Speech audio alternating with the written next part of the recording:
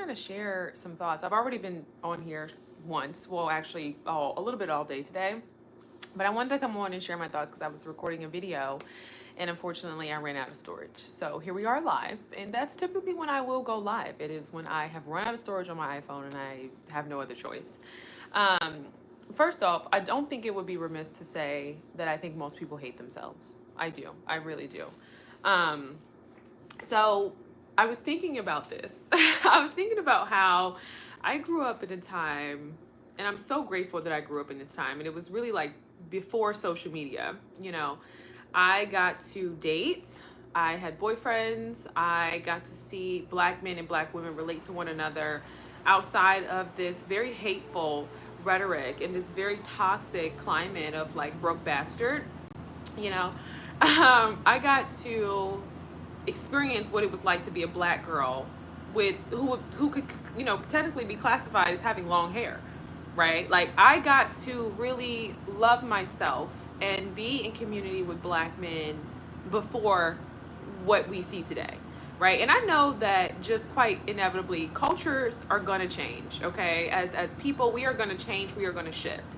um I don't think that from a psychological perspective, I don't really think we're progressing. I think it's mostly just the physical, the tangible, right? Like we're moving, we're doing things, but mentally, I do think we are still harboring a lot of the same hurtful paradigms and ideologies. That's why, despite what people say about the gender wars and all this very hurtful and hateful rhetoric coming from both sides, we still want a partner. You know what I mean? We still want to be loved. We still want to be.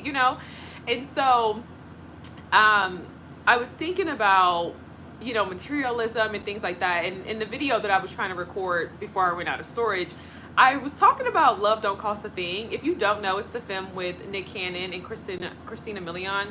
And so Christina plays Paris, right? And so she's like, this very beautiful girl, very popular, all these different things.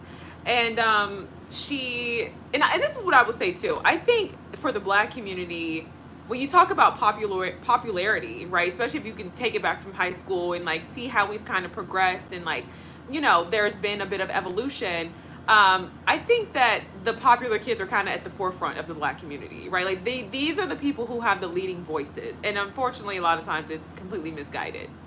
So I was thinking about Paris, and I was thinking about how like you have this popular girl, whatever, and she meets Al, who's this, computer science engineer, incredibly intelligent, very smart, and she feels like herself, right? She falls in love with him. Like she starts to realize that this whole cheer thing, she starts to feel like being with the star basketball player, like all these things just don't really define her, right? And so she feels this sense of liberation that she just didn't have when she was, socialized with these popular kids. And so Al is now in the popular group, and Al is like, he's getting all this attention that he's never got before with all these different women and things like that.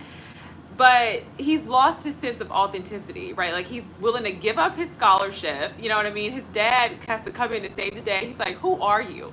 You know what I mean?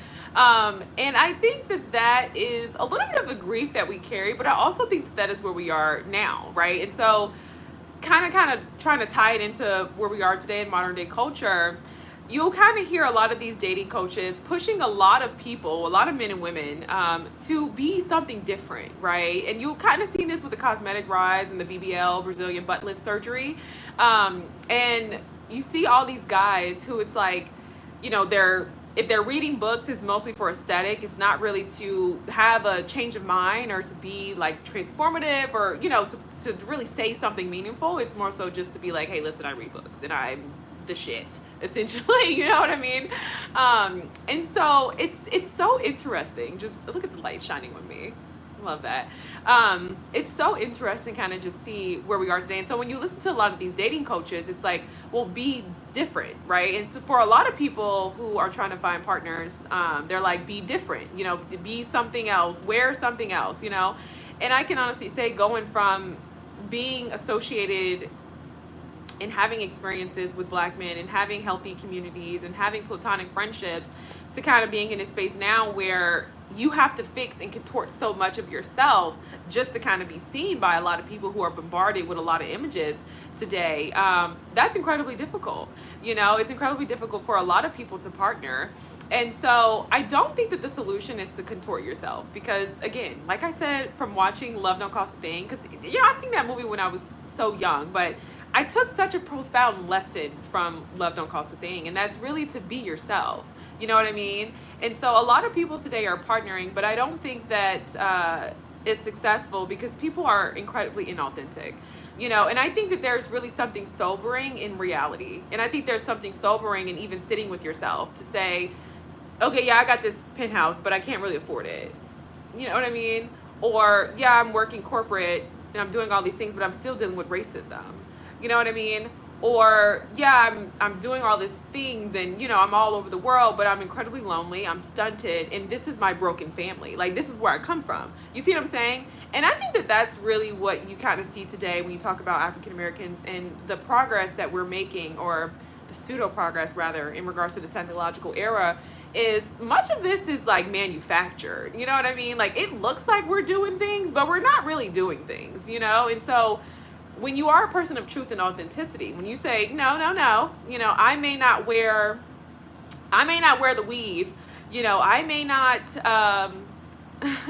you say, I may not wear the weave, or I may not, be someone who is like willing to buy all these expensive clothing, then it's like, oh, like you're kind of left with this sense of authenticity that I don't think a lot of people want. I don't think people really want to see themselves. You know what I mean? And I think that that's why partnering is so incredibly difficult, because you have a lot of people who don't know who they are.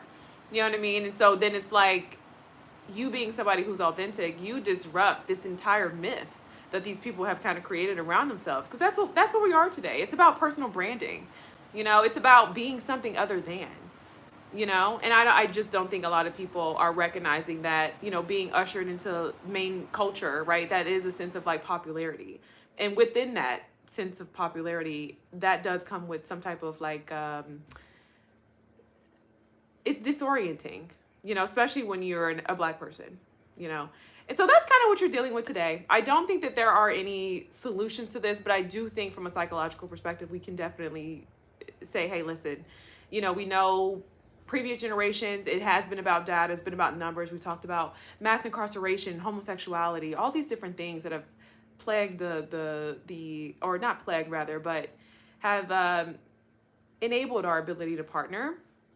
But today, it's a lack of authenticity. It really is. And I just think that, people don't want to meet themselves. People don't want to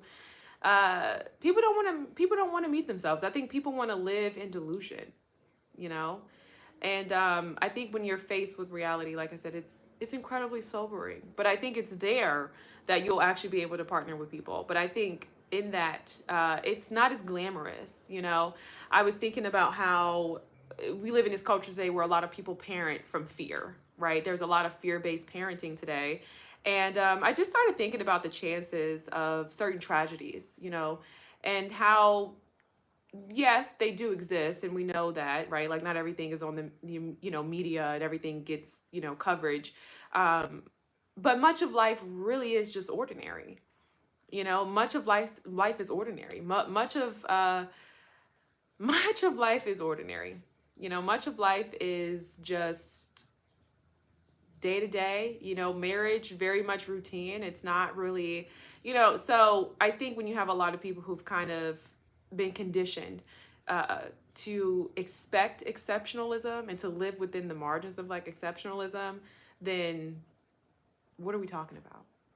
I'm looking at these comments and I can honestly say, I don't know if live kind of just puts you in front of anybody, but I just don't think this is my audience. I don't know what the hell you guys are talking about down there. Are you even listening to what I'm saying?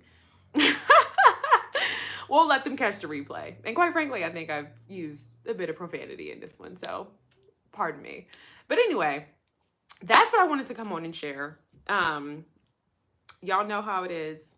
At the end of the day, you don't like the channel, you do not have to engage in my work. You don't have to engage. You don't have to be here, right? I understand social media trolls, and it is what it is, but I think for me, my engagement with the media is just, it's just a little different. I mean, you used to talk smack in um like little chat rooms and things like that, but in real life, it's just, I don't know, I just think it's kind of weak, you know.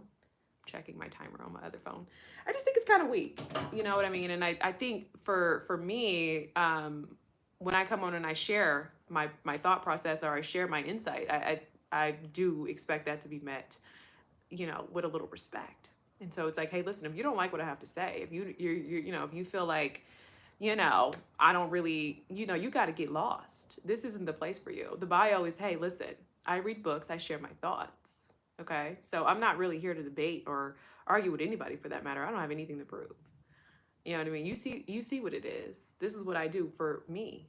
I like this type of work. I was here way before commentary became a trend. All right. So, hey, listen, let's be respectful. All right. Let's be respectful. You don't like it, you can get lost. Okay. That I didn't ask you to be here. I didn't ask you to be here. You know what I mean? But if you're going to be here, then be respectful. This is flesh. I'm a real person at the end of the day. So, let's just not do that. That's why Hollywood and TV gives Black people a fantasy escape world. I agree. To be a Black person and to sit with reality is going to make you love Black people. Yeah, it's going to make you love Black people because you realize that what we share is a common grief. It's a collective thing. It's not just old Black men and old Black women. You start to realize, oh, wait a minute, we all going through. All right, you realize, oh, Black women can't share emotions just as like white men. I mean, I'm sorry, Black men can't share emotions. We all are relegated to one emotion, which is anger. You know what I mean? We all dealing with this sense of not enoughness within this white culture, right? Within this white society. We are all measured against white supremacy. You see what I'm saying? So, when you sit with reality, oh, there's definitely love. There's definitely community. And that's why typically you'll see a lot of scholars, a lot of Black academics, oftentimes they are either in communities with other scholars or their partner. They're not having these dating challenges. You know what I mean? But when you bring that stuff to the masses, when you bring that stuff to people who don't really have access to education, then yeah, it's going to be, okay, you against me, right? Because what is the solution to our problems? What is really going on here, right? People don't really have the source. And that's why I do the work that I do, to try to educate as many people as I can. No other race all vote the same way. Hey, they all vote the same way. Black people are very united. What's up? All right, y'all, I gotta go. This was a quick 2-piece, but yeah. Pathetic Black reality shows, unfortunately, has caused more chaos to us. I agree, JJ Mars, and I do think that we do need to hold entertainers accountable. The stuff that they put in our communities is horrible. But I do think I spoke about this on the podcast. There are certain language I won't use when I go live and when I make certain videos, and I do that intentionally because I don't want it to be misconstrued, and I don't want racist and people on this channel to get the wrong idea. So I'm very mindful of what medium I use to convey certain messages and address certain things regarding Black people. So definitely check out the podcast. I did speak about that, and I spoke about it in a different way, and I won't address it here. But I do think that, rappers and entertainers have definitely put a lot of garbage essentially in our communities, and it is really unfortunate. Okay, so yeah. So yeah, there's that. So currently reading How the Word is Passed, great book. I'm really like in awe with Clint Smith and his ability to he's just such a polished writer. He's really, really great. So I hope you guys got something from this video as usual. And we'll talk soon. Peace.